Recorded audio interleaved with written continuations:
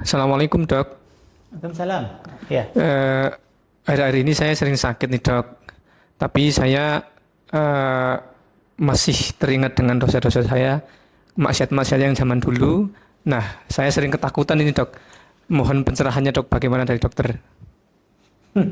Ya. Ya mestinya ini ditanyakan kepada ustadz ya, kepada ustadz atau kepada orang alim, alim ulama ataupun yang lain ya. Tapi tidak apa-apa karena terkait dengan penyakit yang dialami sekarang dan merasa khawatir kalau meninggal dunia belum terampuni dosa-dosanya, maka saya mungkin sedikit memberikan nasihat ya buat diri saya dan buat para pemirsa sekalian juga gitu ya. Ya, jadi rasa takut akan dosa tidak diampuni oleh Allah Subhanahu Wa Taala itu merupakan satu anugerah besar gitu. Karena jarang orang yang terbuka hatinya ingat akan dosa, takut Allah tidak ampuni dosa kita, maka jarang sekali orang seperti itu. Maka ini satu anugerah besar bahwa Allah sudah bukakan hati kita sehingga kita merasa takut dengan maksiat yang kita lakukan gitu. Ini satu poin dulu ya. Kemudian yang kedua, apa yang mesti kita lakukan seandainya kita sudah khawatir mau meninggal karena penyakit-penyakit kita misalnya, tapi teringat dosa-dosa yang dulu? Maka tentu yang pertama lakukan adalah taubatan nasuha. Taubat gitu ya, taubat kepada Allah Subhanahu Wa Taala atas segala dosa dan kemaksiatan yang telah lalu gitu. Dan Allah sudah berjanji bahwa siapapun yang bertaubat kepada Allah, meskipun dosanya sebesar apapun, Allah pasti akan ampuni gitu. Allah pasti akan ampuni kalau kita bersungguh-sungguh dalam bertaubat kepada Allah Subhanahu Wa Taala. Kata Allah, jika engkau datang kepadaku dengan segunung dosa, maka aku akan datangi engkau dengan segunung ampunan pula, kata Allah Subhanahu Wa Taala. Dan Allah itu Maha Rahman dan Maha Rahim dalam hal mengampuni dosa. Allah akan ampuni semua dosa, kata Allah Subhanahu Wa Taala. Dan banyak sekali firman-firmannya yang mengatakan bahwa Allah akan ampuni semua dosa hamba-hambanya gitu ya. Kalau hamba itu bertaubat dengan taubatan nasuha kepada Allah Subhanahu Wa Taala. Kemudian dan tidak ada satupun orang yang tidak berdosa. Dalam hadis sampaikan kullu bani adamun khata'un wa khairu khata'un at-tawwabun, kata Rasulullah SAW. Setiap anak Adam pasti memiliki dosa, kesalahan, dan sebaik-baiknya orang yang bersalah, yang berdosa adalah at-tawwabun, yaitu bertobat kepada Allah Subhanahu Wa Taala. Maka yang pertama taubat. Taubat itu kan syaratnya harus dipenuhi ya. Yang pertama adalah taubat itu berjanji tidak mengulangi lagi, menyesal dengan apa yang dilakukan, dan kemudian merasa jijik ataupun merasa sudah tidak mau lagi melakukan dosa itu, berjanji dengan sungguh-sungguh, kemudian mengucapkan istighfar, dan kemudian semakin meningkatkan ketakwaan kepada Allah Subhanahu Wa Taala. Itu syarat dari taubat supaya diterima oleh Allah Subhanahu Wa Taala.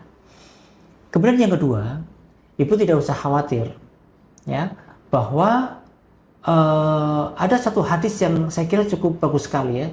Dikatakan dalam hadis tersebut, innamal a'malu bil khawatim. Sungguh setiap amal itu tergantung kepada akhir hayatnya, bukan kepada dulu-dulu gitu. Ada satu hadis yang cukup panjang yang kurang lebih artinya adalah, kata Rasulullah SAW, besok ada umatku yang dia itu sepanjang hidupnya melakukan amalan-amalan penduduk surga. Artinya dia beramal soleh, kemudian berbuat baik, ya, ahli puasa, ahli baca Quran, ahli sholat, dan seterusnya dan seterusnya. Kemudian kata Rasulullah SAW, seakan-akan jarak dia dengan surga itu sudah tinggal satu hasta lagi. Semua orang menyangka dia bakal masuk surga nih dengan amalannya gitu. Tapi kemudian kata Rasulullah SAW, di akhir hayatnya dia melakukan amalan penduduk neraka. Dia berbuat maksiat dan dia meninggal pada saat itu gitu. Maka kata Rasulullah SAW, dia masuk neraka. Padahal sepanjang hidupnya dia melakukan perbuatan baik.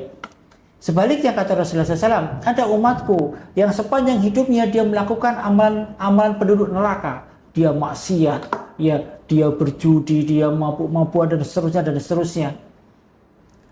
Seakan-akan dia dengan neraka sudah tinggal satu hasta lagi jaraknya, dia pasti masuk neraka nih gitu kan. Tapi di akhir hayatnya dia melakukan perbuatan-perbuatan baik, amal soleh, maka kata Rasulullah SAW, maka dia masuk surga. Maka ini menenangkan hati kita bahwa sebesar apapun dosa-dosa kita, jika kita bertaubat dan kemudian kita melakukan amal-amal soleh, maka di akhir hayat kita berbuat amal soleh, insyaallah Allah akan masukkan kita ke dalam surganya Allah Subhanahu Wa Taala. Ini yang paling penting.